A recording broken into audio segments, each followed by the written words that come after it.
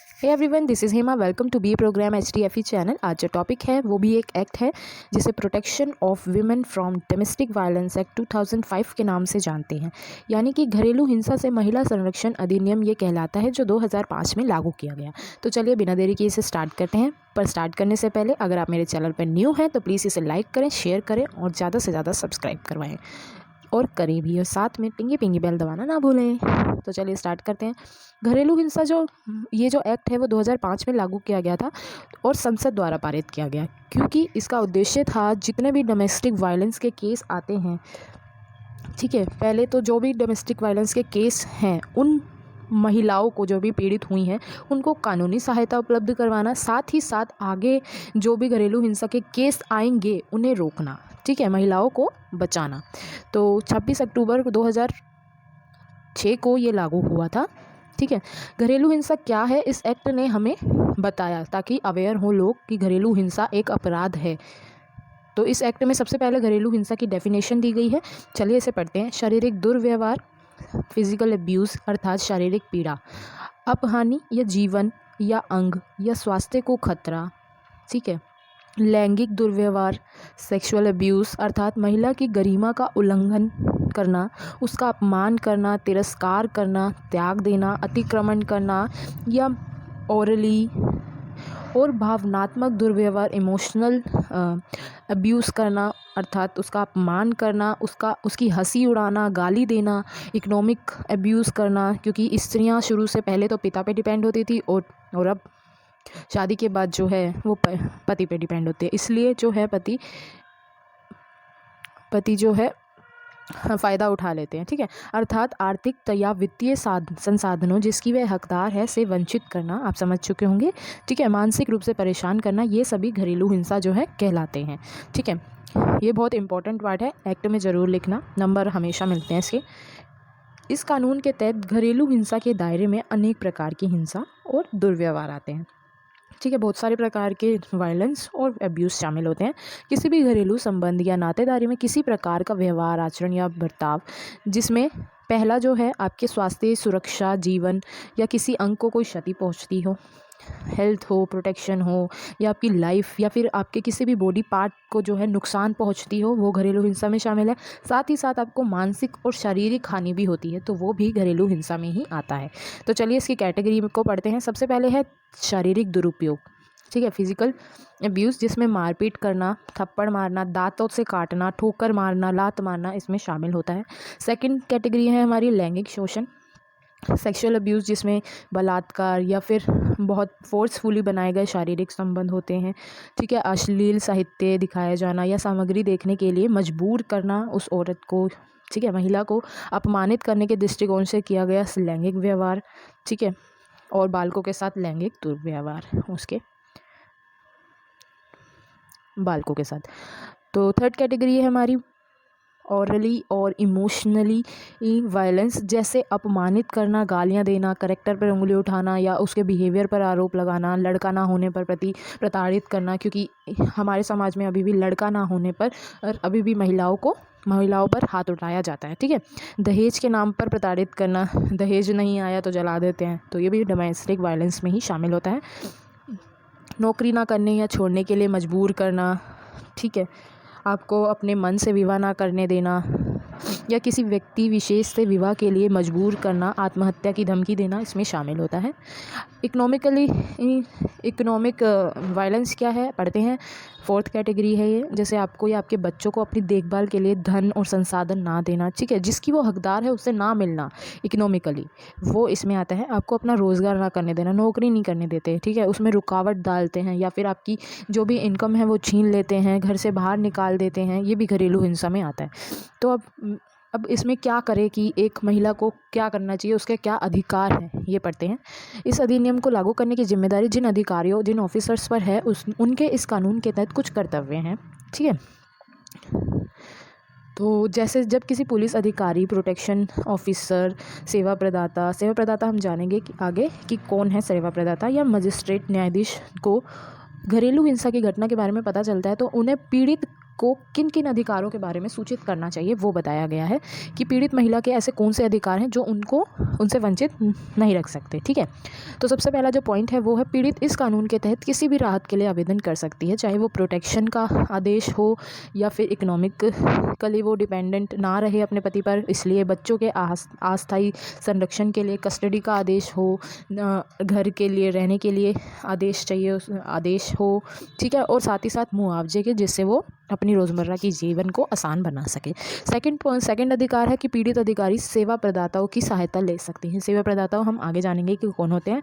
ठीक है, पीड़ित संरक्षण अधिकारी से संपर्क कर सकती है, जो प्रोटेक्शन ऑफिसर्स होते हैं उनसे कांटेक्ट भी कर सकती है, और साथ ही साथ कानूनी सहायता की मांग कर सकती है। कैसे कि अगर पति जो है केस लड़ना चाहता है, ठीक है, तो और पीड़िता के पास पैसे नहीं हैं, तो वो जो सरकार है उन्हें एक वकील मुहैया करवाती हैं। ठीक है, वो भी फ्री में, निःशुल्क।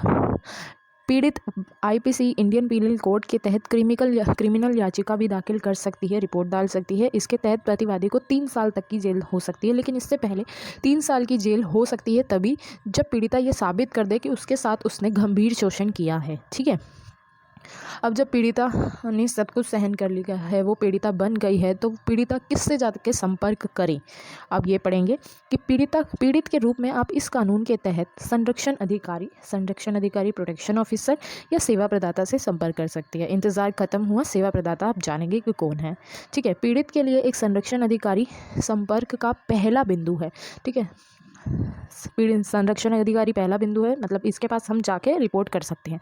ठीक है, संरक्षण अधिकारी मजिस्ट्रेट के समक्ष, जो भी मजिस्ट्रेट है इस कानून के अंतर्गत, उनके सामने कार्यवाही शुरू करने और एक सुरक्षित आश्रय, प्रोटेक्टेड घर या चिकित्सा सहायता उपलब्ध कराने में मदद कर सकते हैं। जो भी संरक्षण अधिकारी, जो मजिस्ट्रेट हैं, उनके सामने वो इस औरत के, मतलब महिला के लिए वो सुरक्षित आश्रय, चिकित्सा, मेडिकल फैसिलिटीज़, असिस्टेंट्स जो है उपलब्ध कराने में वो मदद करवाएंगे। ठीक है, या कर सकते हैं। प्रत्येक राज्य सरकार अपने राज्य में संरक्षण अधिकारी नियुक्त करती है। ठीक है, अब जो राज्य सरकार है वो अपने राज्य के लिए एक संरक्षण प्रोटेक्शन ऑफिसर पहले से ही नियुक्त करती है। तो सेवा जो प्रदाता है, सेकंड बिंदु कि सेवा प्रदाता से भी जाकर वो हेल्प कर सकती है। तो सेवा प्रदाता कौन है? सेवा प्रदाता एक ऐसा संगठन है, ऑर्गेनाइजेशन है, जो महिलाओं की सहायता करने के लिए काम करता है। ठीक है, अब आप जान चुके हैं कि सेवा प्रदाता कौन है, और इस कानून के तहत पंजीकृत, रजिस्टर्ड है। ठीक है, यानी कि सेवा प्रदाता महिलाओं की सहायता के लिए काम करने वाला ऑर्गेनाइजेशन है जो रजिस्टर्ड है सरकार में। ठीक है, पीड़ित सेवा प्रदाता से उसकी शिकायत दर्ज कराने अथवा चिकित्सा सहायता प्राप्त कराने अथवा रहने के लिए एक सुरक्षित स्थान प्राप्त कराने हेतु संपर्क कर सकती है।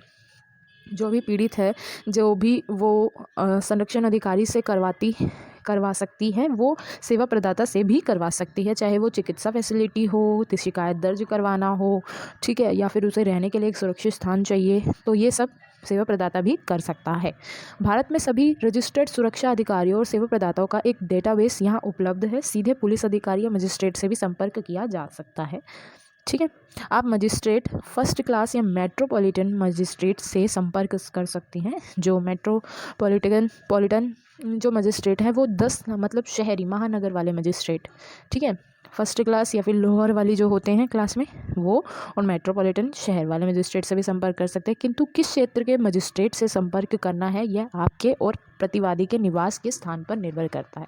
ठीक है, आप उन्हीं के पास जाएंगे जो आपके नियर बाय पड़ता है। ठीक है, तो अब घरेलू हिंसा हो चुकी है, तो अब जो पीड़ित है वो किससे मदद करेगी, ये भी हमने, किससे संपर्क करेगी ये भी हमने पढ़ लिया, अधिकार भी पढ़ लिया। तो अब बारी हम शिकायत, जो जिसके साथ घरेलू हिंसा हुई है, क्या वही शिकायत दर्ज करवा सकते हैं या और लोग भी हैं जो शिकायत दर्ज करवा सकते हैं? तो इस बारे में हम जानते हैं, तो पढ़ते हैं। सुरक्षा अधिकारी के अलावा पीड़ित सेवा प्रदाता से भी संपर्क कर सकती है। हमने पहले जान लिया, सेवा प्रदाता फी पीड़ित खुद शिकायत कर सकती है। ठीक है, एक तो सेवा प्रदाता को पीड़िता ने ये सब बताया, क्योंकि अगर पीड़िता डर रही होती है तो सेवा प्रदाता खुद ही जाकर शिकायत करवा सकते हैं। ठीक है, अगर पीड़िता राजी हो तो। ठीक है, अगर आप पीड़ित नहीं हैं तो भी आप संरक्षण अधिकारी से संपर्क कर सकते हैं, क्योंकि आपने वो देखा है।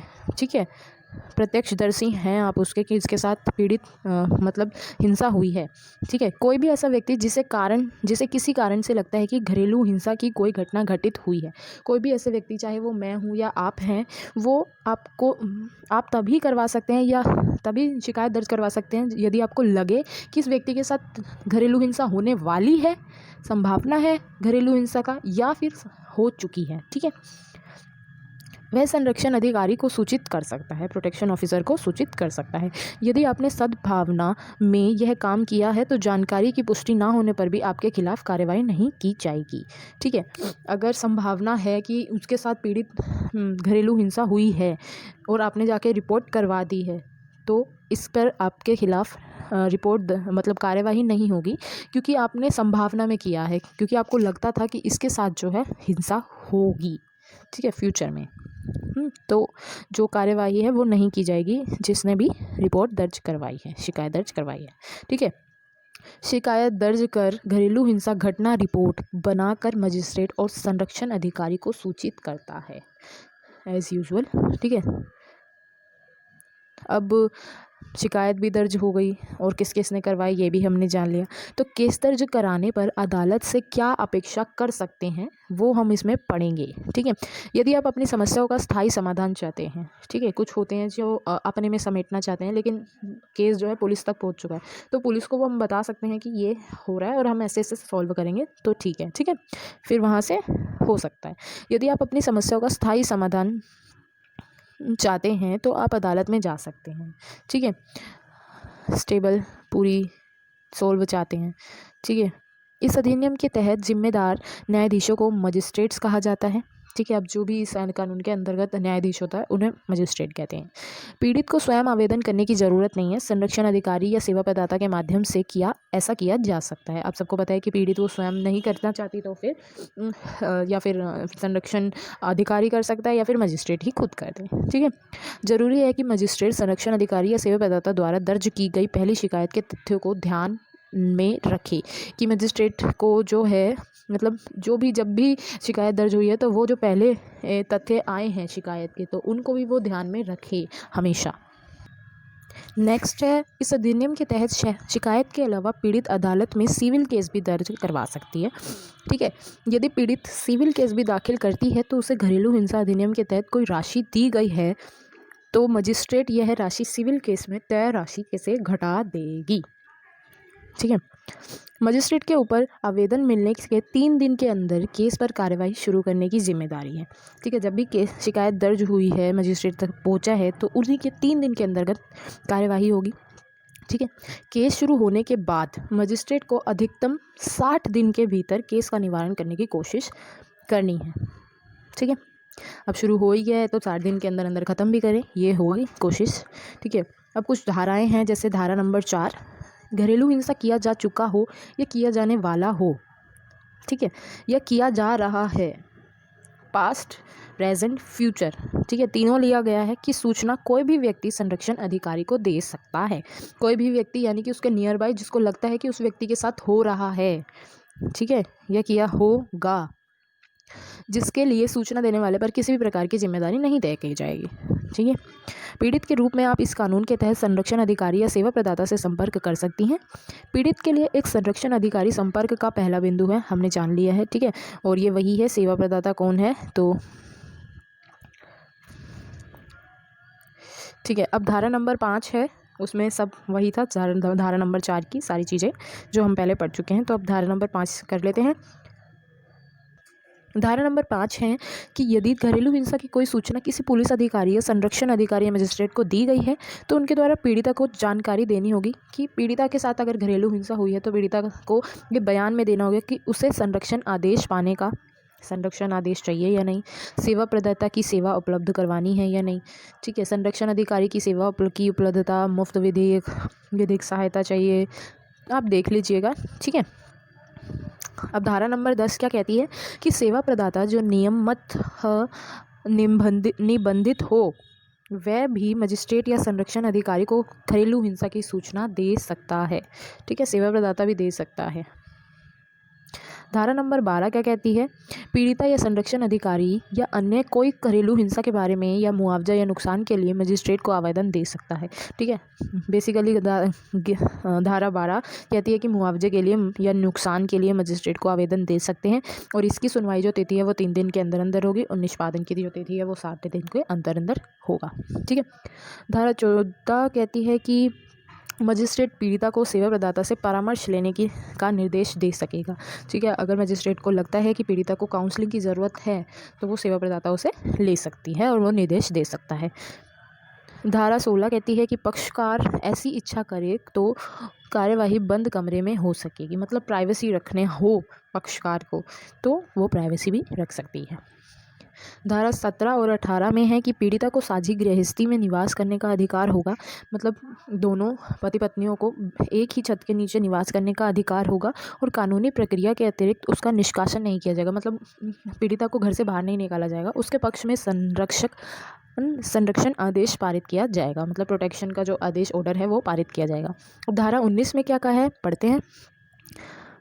पीड़िता को उसके संतान को संरक्षण प्रदान करते हुए संरक्षण देने का स्थानीय थाना को निर्देश देने के साथ निवास आदेश। ठीक है, अब पीड़िता को और उसके संतान को प्रोटेक्शन प्रदान करते हुए प्रोटेक्शन देने का स्थानीय जो थाना है उनको निर्देश देने के साथ साथ एक तो रहने का आदेश, निवास का आदेश और किसी भी तरह के भुगतान के संबंध में भी आदेश पारित किया जा सकता है अगर पत्नी को इकोनॉमिकली अब्यूज़ किया जा रहा है तो। ठीक है, और संपत्ति का कब्जा वापस करने का भी आदेश दिया जा सकेगा। धारा 20 और 22 में क्या है कि वित्तीय अनुतोष जान लेते हैं क्या है। पीड़िता या उसके संतान को घरेलू हिंसा के बाद किए गए खर्च एवं हानि की पूर्ति के लिए मजिस्ट्रेट निर्देश दे सकेगा और भरण पोषण का भी आदेश दे सकेगा, यानी कि मजिस्ट्रेट ये काम करेगा कि जो भी खर्च है या फिर उसके जितनी भी हानि हुई है तो वो उसे उसका पति जो है अदा करे। ठीक है, और उसके भरण पोषण का भी आदेश दे दें और प्रतिकर आदेश भी दे सकते हैं। ठीक है, धारा 21 में है कि अभिरक्षा आदेश संतान कस्टडी जो होती है के संबंध में दे सकते हैं और संतान से भेंट करने का भी आदेश मिल सकता है कि अगर माँ के पास जो है बच्चे की कस्टडी हो गई है तो पिता को ये आदेश दे सकता है कि वो मिल सकेगा 1 महीने में एक बार या 1 हफ्ते में एक बार जो भी होती है। ठीक है, अब धारा 24 जो है वो कहती है पक्षकारों को आदेश की प्रति निःशुल्क न्यायालय द्वारा दिया जाएगा। ठीक है, घरेलू हिंसा में महिला संरक्षण अधिनियम नियम जो है आपातकालीन मामलों में पुलिस की सेवा की मांग संरक्षण अधिकारी या सेवा प्रदाता द्वारा पीड़ित के लिए की जा सकती है। ये बहुत ही नॉर्मल है, आपको ऐसे ही समझ में आ जाएगा। नियम 13 में है कि जो परामर्शदाता हैं, काउंसलिंग देने वाले जो लोग हैं, काउंसलर्स की नियुक्ति संरक्षण अधिकारी द्वारा उपलब्ध सूची से ही